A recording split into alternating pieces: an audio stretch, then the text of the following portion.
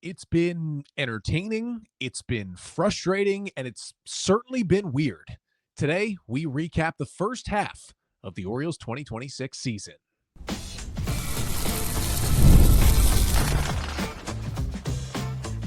You are Locked On Orioles, your daily Baltimore Orioles podcast.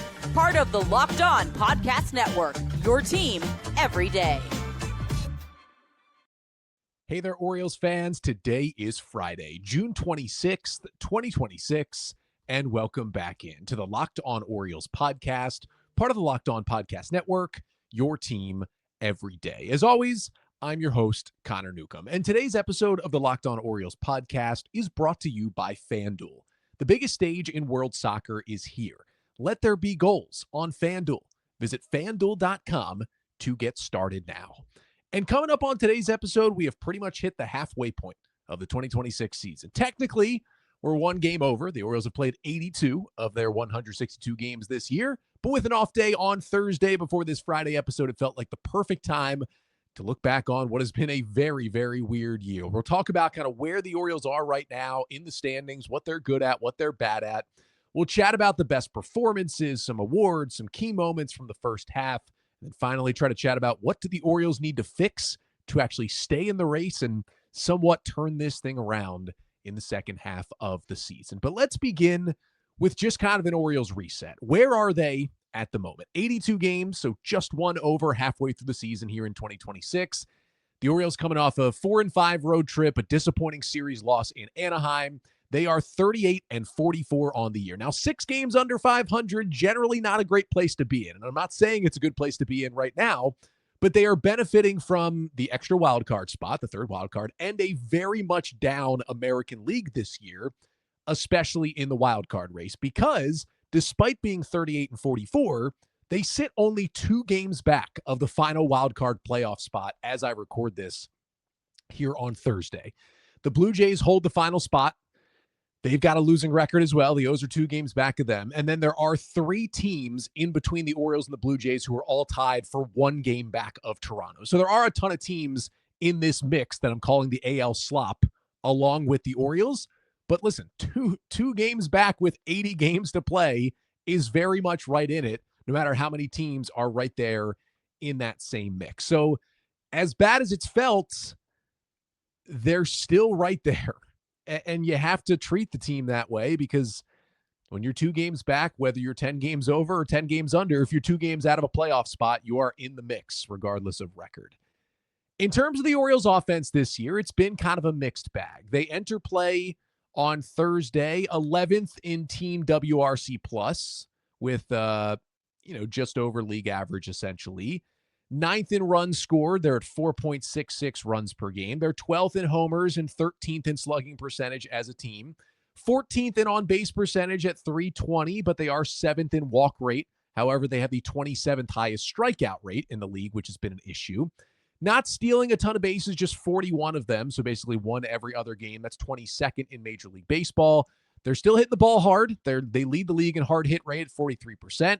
They lead the league in team average bat speed at 73.1 miles per hour, but they're 14th in barrel rate. They're 20th in squared up rate. So although the contact is hard and they're swinging the bat hard, it's not the perfect level of contact when they're up there. In the clutch moments, they are 6th with a 112 WRC plus with runners in scoring position. They're 9th in OPS with runners in scoring position. They're 1st in home runs with runners in scoring position, but they are 19th with a 244 batting average in those spots. So when they really need just a single, sometimes they're not coming through, but they're also coming through even bigger in moments with hitting doubles, hitting home runs, and bringing home maybe multiple runners with runners in scoring position, which does lead to a lot of runs, even though it isn't a very predictive or sticky stat. I think looking through that, we can clearly say they are a top half offense in the league. They're certainly not a bad offense. And with the way they've been playing a little bit better recently, I would say they're an offense right around the bottom of the top 10. Like if you told me the Orioles are the 10th best offense in Major League Baseball, that feels about right now. On the pitching side, it's been a little worse. Their 4.44 team ERA is 22nd in baseball. They're 18th in team FIP. They're 21st in team strikeout minus walk rate and 24th with 4.96 runs per game allowed. They're 16th in hard hit rate allowed, 12th in barrel rate allowed, 17th in team stuff plus, 21st in team location plus. If you split it by the starters and the relievers, the starters have a 4.42 ERA. That's 19th, 22nd in FIP, but 27th in K-BB. The only plus for the starters, they have pitched the 7th most innings among starting pitchers in Major League Baseball. On the reliever side, it's a 4.47 ERA. That's 21st, but they do have a much better FIP at 14th. They're 13th in strikeout minus walk percentage, but they're 26th from their relievers in win probability added, which means their relievers in like low and medium leverage have actually been really, really good this year. The struggles have come in the biggest spots, which has made things basically look worse than they probably are overall.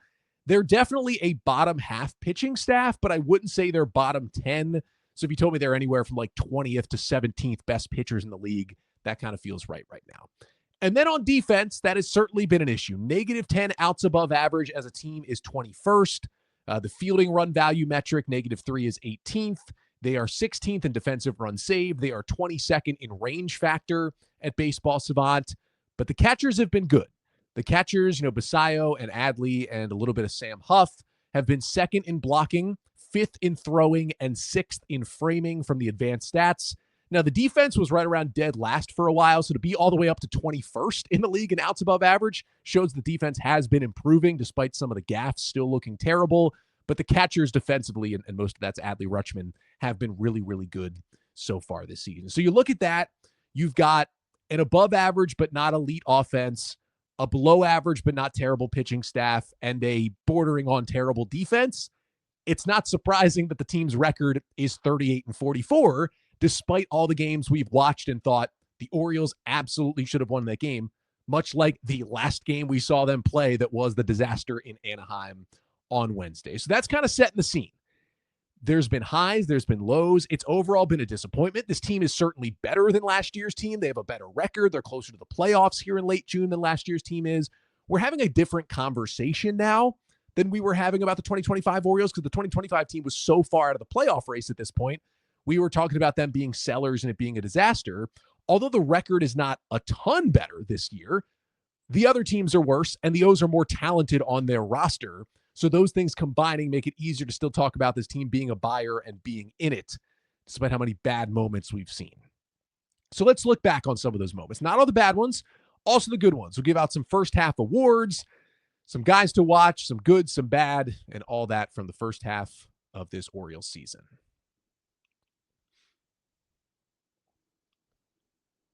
But first, this episode of the Locked On Orioles podcast is brought to you by Cash App.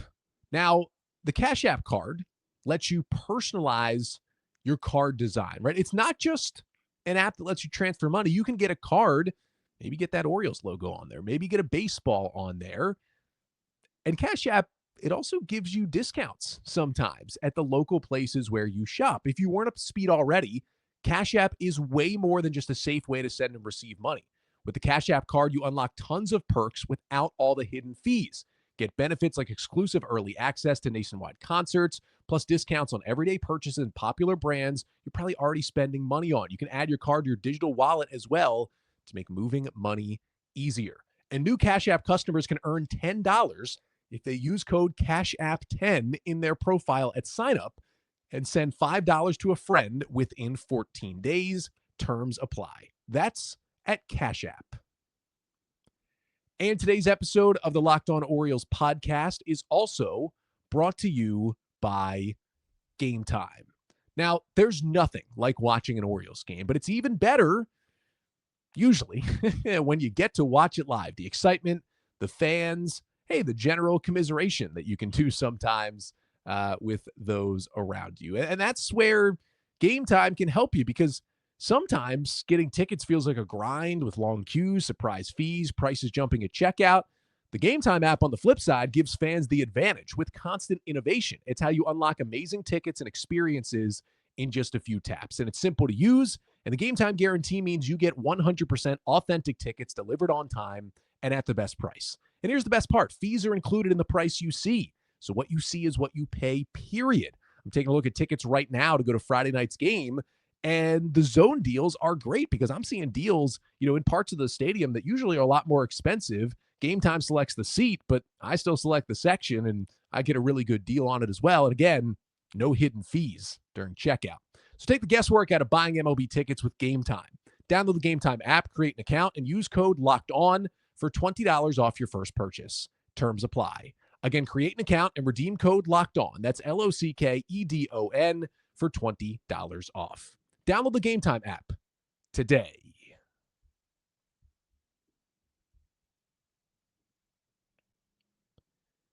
So we are looking back on the first half of the Orioles 2026 season. We are 82 games in. Things not going exactly how they've planned, probably at 38-44. But what matters at this moment is that the Orioles are, at the very least, in the race. And after how bad last year was, I guess at the end of the day, that's kind of sort of all you can ask, right? Is that this team is in the race. So let's talk about some of the best and worst performances that we have seen from the Orioles in the first half of 2026. Let's begin with some awards. My team MVP, and although he's on the IL right now, I'm going to give it to Adley Rutschman. He's got a 2.0 FWAR, a 118 WRC+, meaning he's been 18% better than a league average hitter. He's been really good defensively. He's graded out the second best defensive catcher in baseball. He's having his best offensive season since 2023. It's a little tick below what he did in 2022 and 23, but still good. The walk rate's high. The strikeout rate's low. Now, he has missed some time with the ankle injury, and now it's the concussion IL, but generally looks healthy for the first time in multiple years and really does look back to the Adley Rutschman we know and love. And as long as he comes back soon from this concussion and looks okay, I think there's a good chance he's probably the Orioles' only all-star in this year's game. He's got a good argument being a top 3 catcher in the American League this year. And you combine that with the O's need an all-star anyway. I think Adley is going to be that guy, and that's going to be a cool moment for him after all of his struggles recently. The first half Cy Young Award I would give to Kyle Bradish. He's got a 3.64 ERA over 89 innings in 16 starts for the O's, his first full season off of Tommy John surgery. 25% K rate, 11% walk rate, coming off back-to-back incredible starts for the O's. Had a bit of a slow start, but he's been awesome lately. A 2.78 ERA in his last 9 starts. His stuff is coming back. The command is coming back. He's looking like the 2023 version of Kyle Bradish that finished 4th in AL Cy Young voting. If he can keep this rolling, the O's have a true ace at the top of their rotation with the way he is pitching right now. Biggest surprise, most surprising contributor for this season has to be Brandon Young for me. He's made 12 starts, and he's got a 3.07 ERA in 67 and a third innings, and the O's have won the game in 10 of the 12 Young starts this season. He's leading Major League Baseball in chase rate on his four-seamer. He's kind of changed the grip and movement of both his slider and his splitter, which has been the best 2 secondaries. He's added in the sinker. He's kind of, after his very up and down rookie season last year, he's basically overhauled himself to make himself better. And the crazy part is, Young came into spring training as number 8 on the Orioles starting pitcher depth chart, right behind the 5 guys that made the team, behind Dean Kramer, who was sent to AAA, and even behind Cade Povich, who was, I think, higher on the depth chart. And with all the injuries, you have Bassett, Povich, and Kramer, and Eflin all out right now. Young has skyrocketed into the rotation, and you could make an argument he's been the Orioles' best starter. I would say, just with innings eaten and things like that, you can also make the Bradish and Boz argument, but I wouldn't fight back on you too much if you said Brandon Young has been the Orioles' best starter this season overall, and that's just nothing I could have seen coming for the former Locked On Orioles guest. Most disappointing player this year, I think it has to be Gunnar Henderson, right? And it's crazy because he leads the team with 2.1 FWAR. It's weird for your WAR leader at the halfway point to be your most disappointing player, but Gunnar is just not playing up to the standard that we know he can get to. He's got a 101 WRC+. He's essentially played in every game and been a league average hitter through an entire half of a season. He's taken a large step back. There's a lot of issues with chasing. His approach has not been good. His defense, he's had some, bad plays, but he's graded out above average, and things are getting better in June. His approach is getting better. The chase has gone down. The strikeouts are down. The walks are up. He's having by far his best month with a 124 WRC+ here in June. So hopefully he is turning the corner, and it looks way better than it did a month ago. But we are still not getting the MVP level Gunnar Henderson, not even close, that we expected. if he doesn't pick it up, it's going to be almost impossible for the Orioles to turn this thing around. He's kind of the key cog in this machine right now of him getting it going for the O's kind of figuring things out. Best offseason addition, I would give that one to Pete Alonso, right? He's got a 1.9 F-WAR. His 126 WRC plus leads the team. His 18 homers lead the team. He's been the Orioles' best hitter this year, and that's what you expected when you signed him to a 5-year, $155 million deal in free agency, the biggest deal Mike Elias has given out.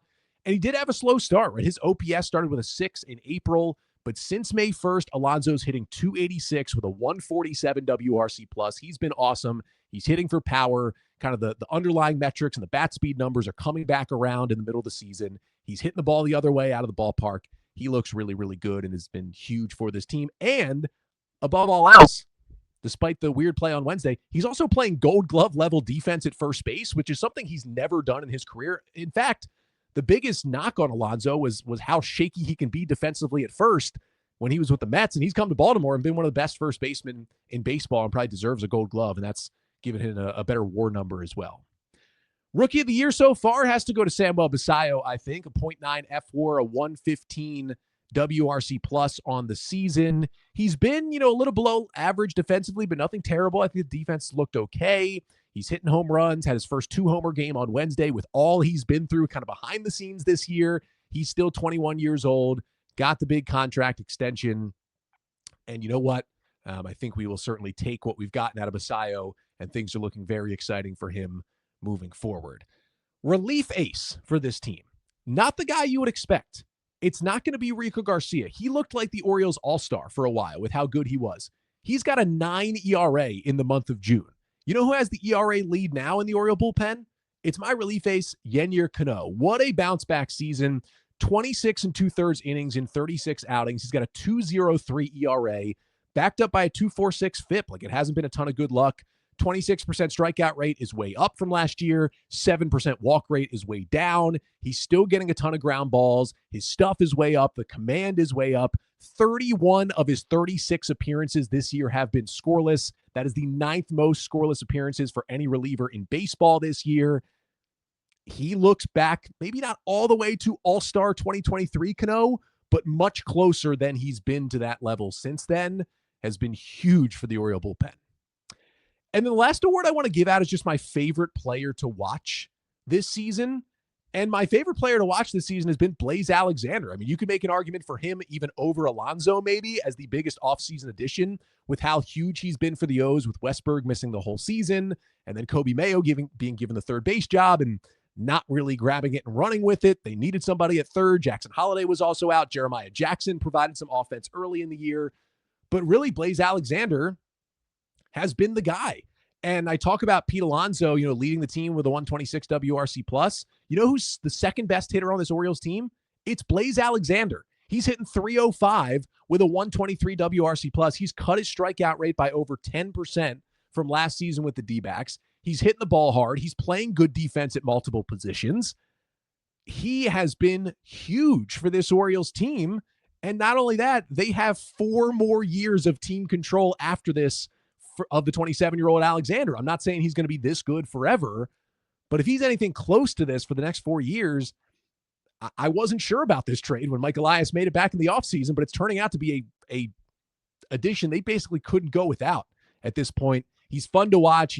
Andy Kuska had a good story in the Banner this week about how much fun Alexander has playing the game of baseball. It's fun to watch him. He does the little things. He plays good defense. He puts the ball in play. He hits the ball hard. He's kind of everything you want out of a utility player who you're going to trust to step in and be a starter at times. And that's what he's doing right now for the Orioles. Like, it's not just that 123 WRC plus, but it's everything he's been trusted with since they kind of took the starting job away from Kobe Mayo, because that was around early May. And Blaze Alexander, since May 1st, hitting 375 with a 173 WRC plus. It's not just that he's red hot. It's not just that he's been the second best hitter on the Orioles. If you go back to May 1st and look across Major League Baseball, Blaze Alexander is the 5th best hitter in the league in that time. Pete Crow Armstrong, Nick Kurtz, Andrew Vaughn, Shohei Ohtani are the only 4 hitters who've been better than Blaze Alexander since May 1st. Just absurd what he is doing right now.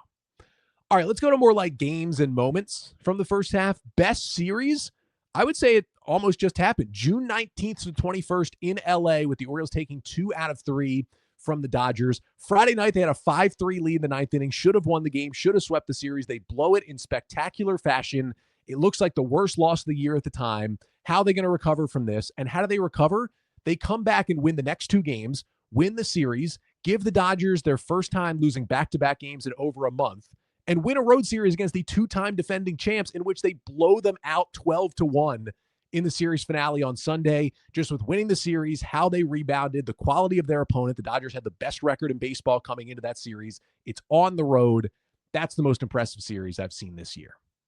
Now, the best win, let's go back to May 30th at Oriole Park. Orioles 6, Blue Jays 5. The O's scoring 5 runs in the bottom of the ninth inning, mostly against our buddy Jeff Hoffman. They walk it off on a Pete Alonso single on the team they're directly chasing in the wild card race right now. The only other time in Orioles history that they have entered the bottom of the ninth inning down by 4 or more runs. They were down 5-1 entering the ninth in this one and walked it off in the ninth was September 19th of 1958 against the Yankees when Gene Woodling had a pinch hit walk-off single in that game. When you do something for just the second time in team history and it's an awesome comeback against Jeff Hoffman, yeah, nothing's going to beat that for the best win of the season. There's a couple more that you could look at. The crazy 13-inning Rays game is one that comes to mind, but like this was the game, the win of the year for me. Worst series for the Orioles, I'd say May 1st through the 4th when they were mopped, lost all 4 games in a series at Yankee Stadium. They were outscored 39-10 in those 4 games. I don't think they ever held the lead even once in the 4 games. The only positive was Trey Gibson had a solid big league debut in that series, but they were run off the field by a team clearly better than them. It was not looking good. The next week, they bounced back and beat the Yankees in a series at home, which was nice to see, but that felt like one of the low points of this season so far. And the worst loss, maybe a little recency bias because it is the last game I have watched the Orioles play, but Wednesday afternoon in Anaheim, as I talked about on yesterday's episode, kind of still feels like the worst loss of the season. And there are other ones, right? That the Friday night in LA, some weird losses they've had, but just the way they melted down on those final 2 infield grounders in the bottom of the 10th inning, I have not had a reaction to a game like that in a very long time. And yeah, that's going to be the worst loss for me. And to be honest with you, the Orioles are 38-44. I went back and looked. I would say 11 of those 44 losses, a whole quarter of the losses, were a game where something incredibly stupid happened, where the Orioles shot themselves in the foot, beat themselves, and probably should have won the game. Now, if you find a way to win all 11 of those games, you're 49-34, and you're in first place in the AL East. But luck generally doesn't go that way. Let's say you don't even win half of them. Let's say you win 5 of those 11 games, right? That feels like luck is on your side. The Orioles have been kind of the unluckiest team, I think, in baseball this year by the luck metrics. Even if you win 5 of those 11, what's your record now?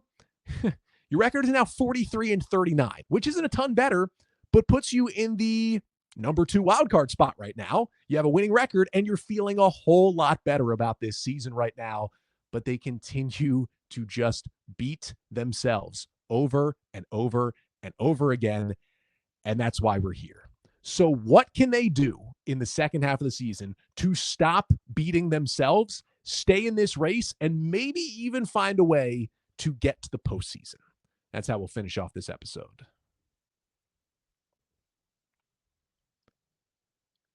But first, this episode of the Locked On Orioles podcast is also brought to you by FanDuel. The biggest stage in world soccer is here, and every match feels like it has the potential for a memorable moment. One goal can completely change the energy of a game, shift momentum, and alter the outcome in an instant. That's what makes tournament soccer so exciting, from the opening whistle to the final kick. And now, FanDuel is giving fans another reason to stay locked into every match with every goal pays. Bet on a match and get bonus bets for every goal scored in that match. More goals means more bonus bets. All you have to do is turn on your token. Next Wednesday night, U.S. plays Bosnia and Herzegovina in the round of 32. U.S. should be the better team, but probably going to be the best team they've played in this World Cup so far. They can score. The U.S. can certainly score. Maybe if you place a wager on that one, you get a lot of goals, and you get back those bonus bets from each goal scored. So from the opening whistle to the final kick, let there be goals on FanDuel. Visit FanDuel.com to get started now. And this episode of the Locked On Orioles podcast is also brought to you by Hims.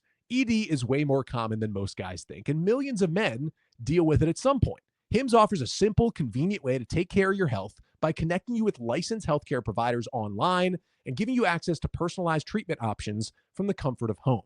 No awkward appointments, no pharmacy lines, just a straightforward process designed to make getting care easier. And taking care of yourself shouldn't feel complicated, and Hims makes the process private and easy to navigate.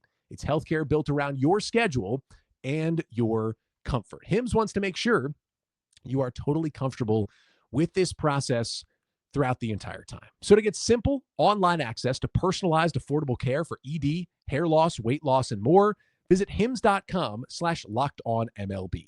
That's hims.com/lockedonmlb for your free online visit. One more time, it's hims.com/lockedonmlb. Prescription required. See website for details and important safety information. Sildenafil is the generic version of Viagra. Viagra is a registered trademark of Viatris Specialty LLC. Hims is not affiliated with or endorsed by Viatris.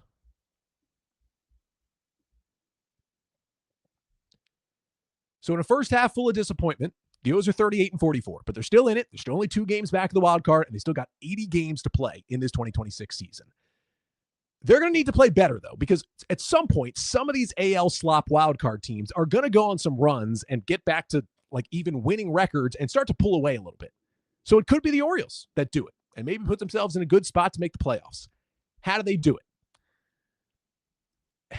The defense just has to be like league average. If they can play some league average defense, I think that means more Blaze Alexander at third and less Kobe Mayo at third. I think we know that.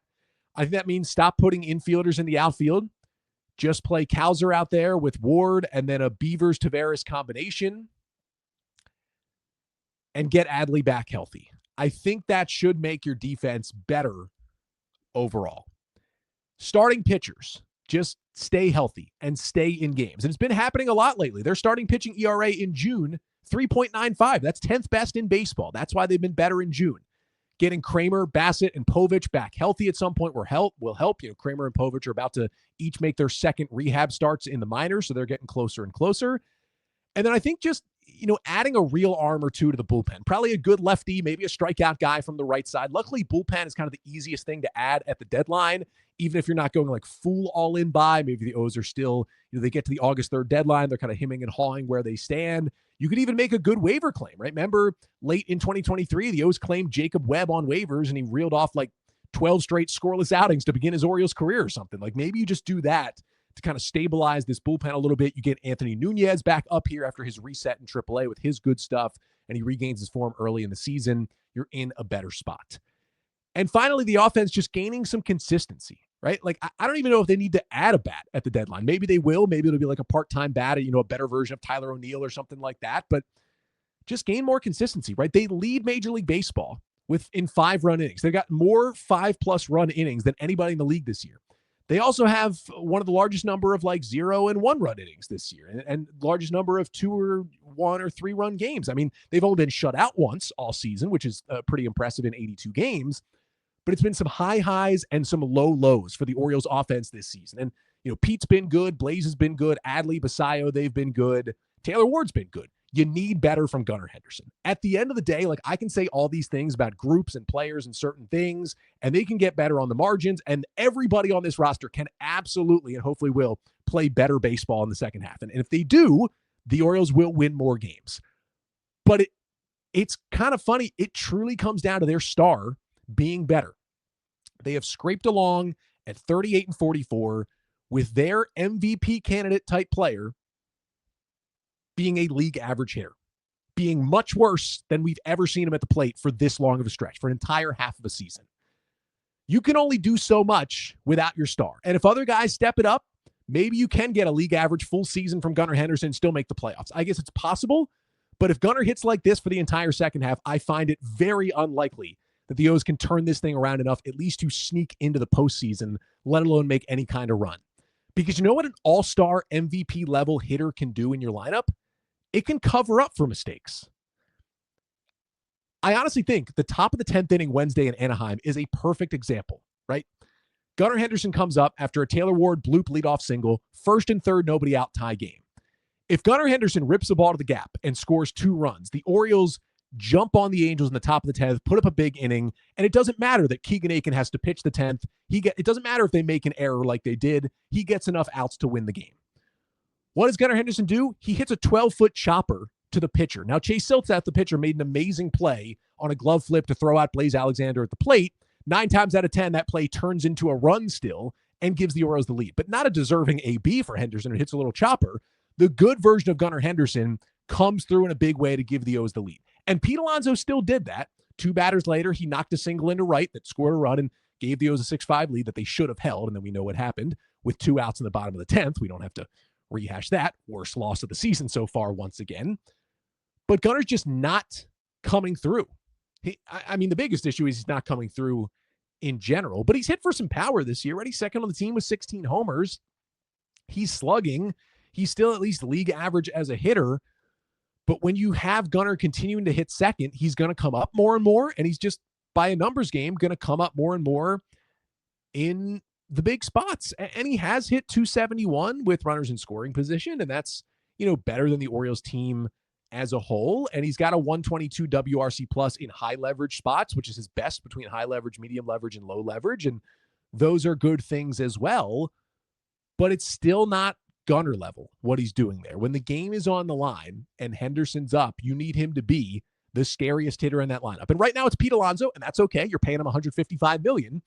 But if it's Gunnar, Adley, Pete, Basayo, and they're scared of all of them, it's going to be hard for a team to navigate your lineup. So Gunnar finding it, I think, is just, if you have to say one difference, one thing to happen to the Orioles that they will make the playoffs, it's Gunnar Henderson turning back into Gunnar Henderson.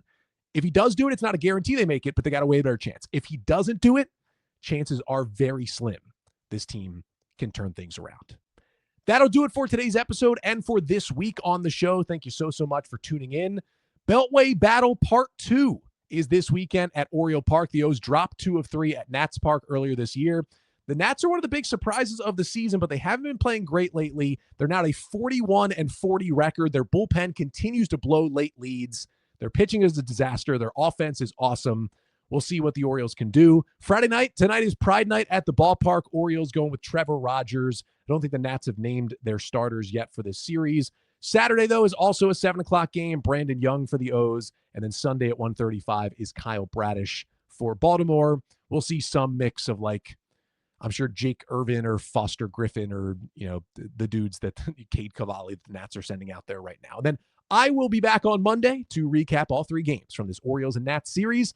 If this series goes poorly, it's starting to get bad. This will be a nice time to take the Nats, who are reeling a little bit, sweep them in your home ballpark, and get to feeling good once again. But if you're feeling good about this show, despite the Orioles not making you feel good, check out the Everydayer Club for $5 per month. You can get ad-free episodes. You can get access to our Discord channel and much more. You can sign up at lockedonorioles.supercast.com, where you can also get a 7-day free trial. Also support the show here on YouTube, on Spotify, on Apple Podcasts, wherever you consume this content. And you can always email me, lockedonorioles@gmail.com. That does it for today's episode. Let me know in the YouTube comments where you would have differed on all the first half awards I gave out for the O's. And I'm going to be back on Monday recapping the series between the Orioles and the Nats. But until then, I'm Connor Newcomb, and this has been the Locked On Orioles podcast, part of the Locked On Podcast Network. Your team every day.